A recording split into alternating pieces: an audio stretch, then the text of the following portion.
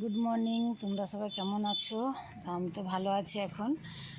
তো দেখো ওয়েদার কীরকম। তো এক্ষুনি রোদ উঠছিল, সকাল থেকে বৃষ্টি হচ্ছিল, রোদও হয়েছে, আবার বৃষ্টি আসছে। সঙ্গে প্রত্যেকটা কথা আমি শেয়ার করি, তো এটাও করছি। কালকে সন্ধেবেলা আমার ছেলে এসেছিল, তো জেরক্স পাঠিয়েছে, তো হয়নি, তো আসল দেখবে বলেছে, আধার কার্ড আনতে এসেছিল।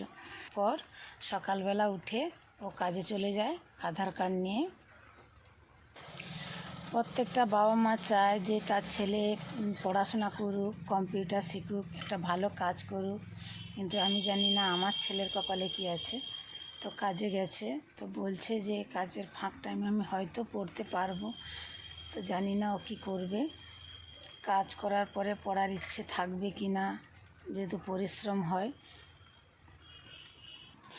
সকালে ওকে পরোটা দিয়ে, আলু দিয়ে, সস দিয়ে বানিয়ে দিয়েছি রোল, আর আমরা ইডলি ধোসা খেয়েছি। বন্ধুরা, তোমরা কি খেয়েছো কমেন্টে জানাবে।